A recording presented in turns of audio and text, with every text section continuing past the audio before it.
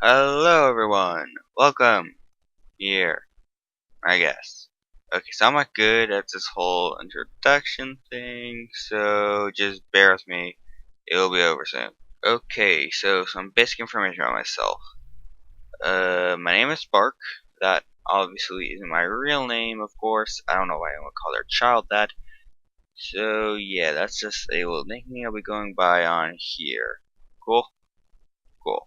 That being said, recently I've been looking around on IMDb for any and all possible shows that might interest me in some way, which has led me to watch a lot of shows that I obviously have never heard before. Today I'm going to be talking about one of those shows. Its name? Nobunaga the Fool.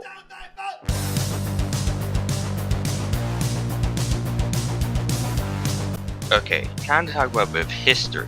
Nobunaga the Fool was originally a Japanese stage play, was first began performing on December 8th, 2013, and featured a mix of both live action and animation into its performances.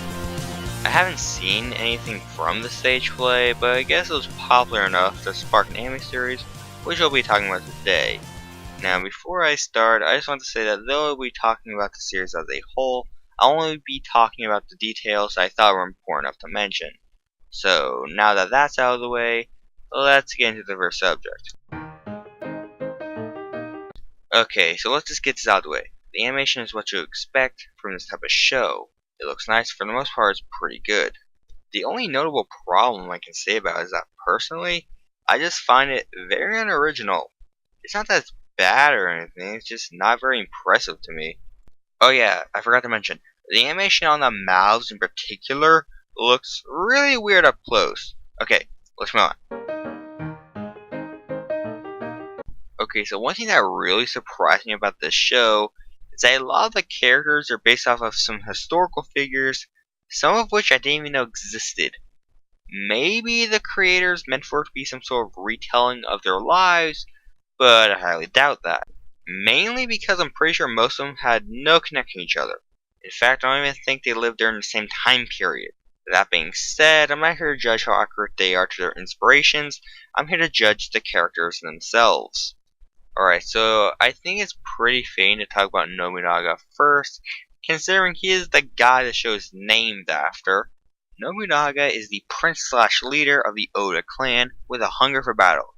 He is strong, loyal, determined, and is one of my least favorite of the main cast. One thing I noticed while watching the show is that most of the main characters have some sort of backstory. The reason I bring it up is that Nobunaga doesn't really have that. Okay, he does have a backstory, it's just not a very unique one. It's as cookie cutter a backstory as it gets. To sum it up, he is the son of a very powerful man. But his father is disappointed with him because he doesn't agree with the old ways and thinks that it's time for change and blah blah blah. Why does it matter? You've heard it all before. I swear, this cliche is so annoying, I think it's gonna give me a seizure. But that isn't the only problem. Another problem I have with him is how he acts.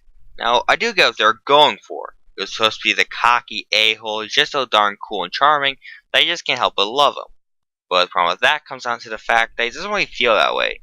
It mainly has to do with the script, I think. It's very clear to me that the writers were trying way too hard to make him cool, and it really backfired. I mean, just look at his design. I mean, that is just desperate. That is just sad. That is really sad. Okay, so what with the other characters? I suppose we should talk about Mitsuhide and Hideyoshi next, huh?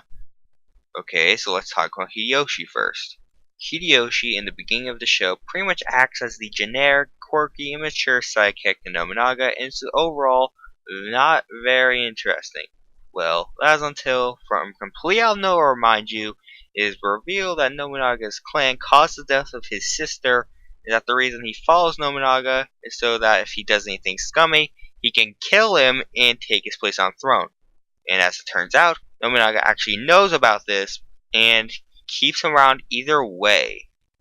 This is a really cool idea. I just can't wait to see what they do with it, can't you? Well, sadly, we don't get to see that. Yeah, no joke. They go nowhere within the series. It's really disappointing that the writers didn't do anything with it. I mean, it was probably gift wrap for them. Well, get used to it because it's the same thing with Zahidi. At the beginning, he was the calm, collected guy of the group, but unlike Hideyoshi, they actually try to make him do stuff. For example, after Nobunaga's father dies, Nobunaga was supposed to take his place. Well, it turns out the other leaders of the clan didn't exactly like the idea, so they planned to kill him so his younger brother, Nobunaga, could take his place as leader instead. Mitsuhi found out about this, and in order to make sure they didn't kill Nobunaga off, he killed Nobunaga.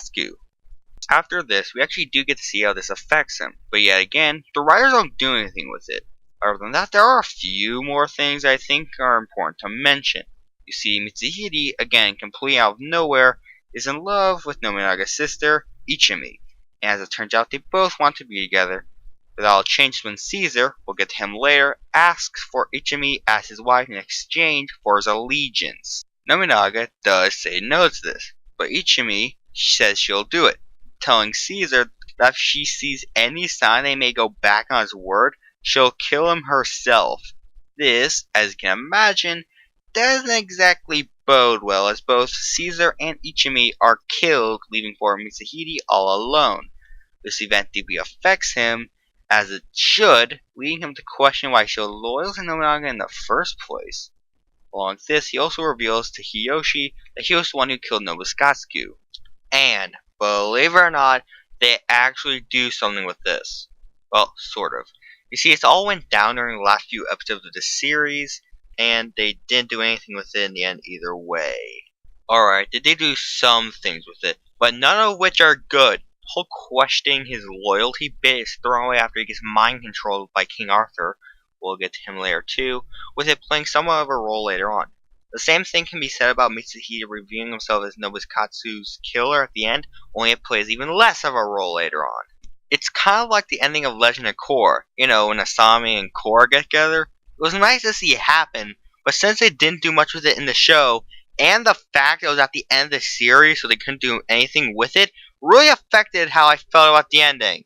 It just felt kind of useless having it end that way. And speaking of useless, let's talk about Joan. Oh yeah, before I continue, I feel like I should apologize for spoiling the ending of Legend of Korra. Yeah, I just kinda, sorry about that, everyone watching. Though to be fair, a ton of people watching it freaked out on social media either way, so you probably heard about that part at the end before this. I'm just going to continue now, I guess. So, Joan. Isn't she an interesting character? Never before in my life has a character been so useless and yet so intriguing. Okay, I'm kind of jumping the gun here. You see, Joan is definitely one of the most complex characters in the show. She has the most interesting backstory, in my opinion, and has a very interesting ability. Her backstory is that she was born with the incredible ability to see into the future. Now, as you would probably guess, there's a catch to this. Though she can see into the future, it's only when something bad's about to happen. Also, she can't really control the ability, so it sort of just happens on its own. Because of this, the villagers in her hometown began to despise her, believing she was the cause of all the things she saw. As sad as her backstory is, it does raise a few questions. For example, how did the villagers reach the conclusion that she was the cause of all the horrible things she saw? Wasn't there anyone who might have thought otherwise? Seriously? Not even one? And if there were people like that, did not one think that she could be the slightest bit useful? She could see into the future! Okay, it's not a good future, but still, this girl should be royalty to them. Anyway, something does actually happen to her that you probably weren't expecting at this point. Actual character development! Okay, let's just get right into it. I'm ready to dig right into her. What? She had that coming. I mean, just look at her design. You knew a joke like that was coming in. Don't act like you didn't. Oh, come on. It's not like I'm some greasy pervert that hangs out in like a basement or something and gets off to this sort of stuff. No, of course not. I don't have a basement. What the hell with you? Anyway, so Joan is captured and locked away in a prison. While in there, she is physically abused by Cesare, who I will not be talking about later on because I've already promised to talk about 2 other characters already. While he is doing this, yet another character, who I'll not be talking about later on, shows up and says that she will take care of Joan herself. She takes Joan back to her village, where she begins to mentally break her into joining their side, in a scene which I will not be showing clips of because it legitimately creeped me out, and I'm already enough trouble over that stupid joke I made. Joan is brought in front of the town. We see that the villagers are horrible people, big shock, and Joan gets a vision of them getting killed by some sort of earthquake thing. It's kind of hard to explain. She tries to warn them about it, they freak out, and the earthquake thing happens, setting the town ablaze. But Nobunaga shows up with Joan's mech. Okay, should I just make a list? Because I'm starting to notice a lot of things I'm going to need to explain a lot more later on. And she uses it to save the people in the town, who only now decide that maybe she isn't evil. No, you think?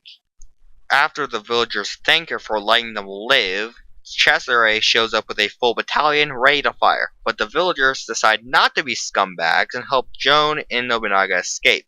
But right after they leave, yet another earthquake thing happens, and this time all the villagers turn to ash. Again, it's kind of hard to explain. As you expect, the creators don't do anything with this, and they only touch upon it near the end of the show. Again. And you know what? I don't mind it. Yeah, you're probably expecting me to freak out or something, right? But no, I'm not going to. You know why? Because at least they did more with her than any of the other characters in this stinking show. That being said, Joan isn't my favorite character. She was my favorite character though, but that was until I started to notice some reoccurring traits. For example, at multiple points in the series, which may I add is only 24 episodes long, she does something trying to help people and it only ends up getting them or herself hurt. Now, I just want to make something clear. I wouldn't mind this that much if they did it once, but the thing is, they didn't. They did it 3 times. Yeah, you heard me right. 3 times in a row they did the same thing, and that's just the ones I can remember. There's probably a few more I'm forgetting, but even still, they did the same thing 3 times with the same character. As you would probably guess, this is why I referred to her as useless earlier. Now, that being said, that one doesn't really annoy me too bad. I can overlook it enough to still enjoy the character. But one thing I can't overlook is the stinking romantic bullcrap they pulled with her and Nobunaga. The thing about the romance is that it isn't really that bad, and they don't really focus on it enough for it to be a problem, which in itself is a problem. But what really ruins it for me is that stupid ending. I'm not going to talk about it too much at the moment, but trust me, I'm saving it for later. I'm just going to talk about one specific scene that really hurts me inside. Though, the more I think about it, that could be the ending as a whole. So in this scene, Nobunaga is losing it, and is about to go out and slaughter a ton of innocent people. And what does Joan think of this? She's fine with it. Yeah, in fact, she says that she'll stick by his side the whole way. Is this supposed to be romantic? Because it isn't. It really isn't. Here's a tip to any writers who may be watching this. If you're going to have a romance, keep genocide out of the mix! I used to like Joan up until this point. She was my favorite character to come out of this show. But then the writers pulled this bullcrap and ruined her for me. Alright, saying that this completely ruined her character is a bit of an overstatement. But still, it was a stupid idea to pair the 2 of them together in the first place. Let's just move on. There's one more character I need to cover. Don't worry, they'll go by real quick. So, the character's name is Himiko. To sum her up in a quick fashion, Himiko is royalty to her clan and also seems to have an ability that pretty much no other character in the show has. She can also be very kind-hearted and is in love with one of the main characters in the show. Along with this, she also seems to have an animal companion that kinda reminds me of a gerbil. Anyway, so Himiko is the queen of the Yamakai clan and is engaged to Nobunaga. Oh, don't worry, he didn't do it because he was in love, he did it because he wanted her stuff. Wow, that sounds even worse when I put it like that. Also, it doesn't help that Himiko is in love with him and is constantly searching for his attention, what makes it even more tragic, especially since she actually ends up dying at the end of the show. That being said, the scenes where she's trying to get his attention are probably the most entertaining thing to come out of this show. I'm serious, her personality combined with her voice just makes these scenes hilarious. She is definitely the most entertaining of all the characters in the show. Sure, she isn't exactly the most complex character in the show, but she's definitely my favorite. One thing, though, that I found kind of strange is the fact that later on they actually begin to play up the fact that she can't get Nobunaga's attention as a sad thing that she's going through. I wouldn't really mind this if it started out that way, but the thing is, it started out originally as something more comedic. But that's really minor and I can overlook it. Alright, so now that I've talked about the main cast, let's talk about some of the other interesting characters in the show. Well, Da Vinci's pretty cool, I guess. Yeah, that's about it. I mean, none of the villains are that notable. The only two I can think of are Caesar and Arthur. But that being said, the only thing that makes Caesar that interesting is the fact that he actually changed his sides in the show. But the rest of the time, he was just an annoying, self-centered prick. Arthur isn't that interesting either. He's just really weird most of the time, with a hidden motivation that came completely out of nowhere at the end of the series. Anyway, I think I've rambled on enough. Let's just move on to the final subject, the story. So, the story. Where do I even begin? Okay, so I suppose I should just summarize the plot of the show. Yeah, I think that would be appropriate. So, in this world, there are two planets referred to as the Eastern and Western stars. Each star having its own culture and government. Well, sort of. You see, while the Western star has a single government overseen by King Arthur, the Eastern star instead has multiple clans which are constantly fighting. And yes, they use the stupid mechs. There, I mentioned it. You happy? 'Cause I'm not. I'm really not. So, because of the constant fighting going on in Eastern Star, there is basically no communication between the two. But that all changes when Joan enters the picture. Like I said earlier, Joan has these sort of visions. But you see, she actually begins to have visions of Nobunaga. It is revealed that during the end of days, a herald will appear to announce the arrival of the Savior King. The guy prophesies to unite the two stars, and Joan believes that Nobunaga is him. And so, Joan, along with Da Vinci, hop on a spaceship, land on the Eastern Star, and agree to help Nobunaga in the conquering of it. So that's the basic premise of the show. The plot itself is very simple when you get down to it, but they constantly feel the need to try to make the plot a lot more complicated than it needed to be. They bring in a lot of character and plot elements into it, which I'm not entirely against, but they don't really go anywhere with them. Also, it doesn't help that these elements are very sloppily introduced into the story, and I mean that. A lot of very important information to the plot is just shoehorned into the show out of nowhere. I mean, really, there had to have been a way to introduce it. Oh, but the biggest sin this show commits is the ending. Oh yes, we're finally talking about it. The reason I made this stupid video in the first place. Let's talk about the stupid ending to this show! This ending does so many things wrong, it's incredible. I'm absolutely shocked. How is this possible? This ending is what broke me. Up until this point, I had overlooked so many problems with this show. Oh, but this ending pushed me over the edge. It made me think of every little problem, every single inconsistency, every single tiny little mistake, and it drove me mad! So, let's just get right into it, shall we? Firstly, The final battle is awful. I mean, this fight is just horrendous. You know how usually in the final of a show, they try to make the final battle something grand and a sight to behold? Not in this show. Secondly, the plot twists don't make any sense. There are two plot twists in the ending, both of which I despise. One of which is that King Arthur was trying to bring back some girl or something. It's never explained who she is, and to be honest, I don't want to know who she is. This plot twist would have worked if it wasn't for the fact that they revealed this right before he dies. No joke. They kill him off about a minute later. I have to ask the question, what was the point of having that twist? It didn't add anything to the character. It didn't do anything to the plot. Why is it there?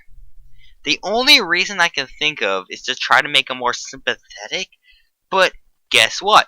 It doesn't. Just giving us some random information like that in the last episode doesn't make a character more likable. If anything, it makes me hate him even more. It's a similar situation with the other plot twist. With the other one, it's revealed that Mitsuhide is the actual Savior King. Now this, I do like. Joan is supposed to be the herald, so she is supposed to find him. But her visions have never exactly been positive, so there's probably going to be a few strings attached. The reason that this is a bad twist is what they used to prove it. You see, in the show there's these sort of mystical gem things that pretty much act as power-ups for their mechs, and apparently have some sort of mystical power.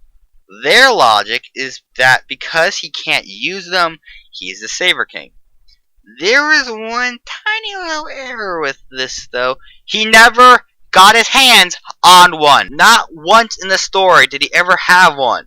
He had no reason to have one. He didn't have a mech to use it on, and it's never established that he couldn't use them, so their point is invalid. Thirdly, the cryptic BS. Right before the episode ended, they pulled cryptic crap. It didn't connect to anything. It didn't add anything. So why is it there? It has no purpose. It's literally there just to piss me off. This ending is so unfulfilling. It broke this show for me. This ending bent me over and...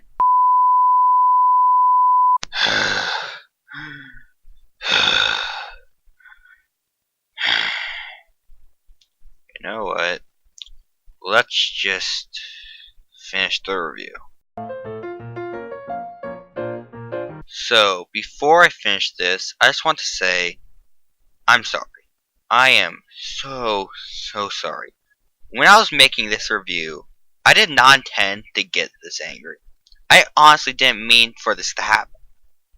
So, now that that's out of the way, what did I think of the show as a whole? Unfulfilling. Really? That's the best word I can use to describe this show. And that's coming from someone who had no expectations for it. The animation is very uninteresting. A lot of the character and story elements are abandoned as soon as they're revealed, and overall, it just wasn't a very enjoyable experience for me. If any of you out there like this show, good for you, but personally, if you have to twist my leg and ask me to watch it again, I'd rather take a cyanide pill. So, this has been my review of Nobunaga the Fool, and before I leave, I just want to ask that if there's any sort of criticism that you may have of me, please don't hold back and just send it my way. If you don't say anything, I'll never get better. See you all later.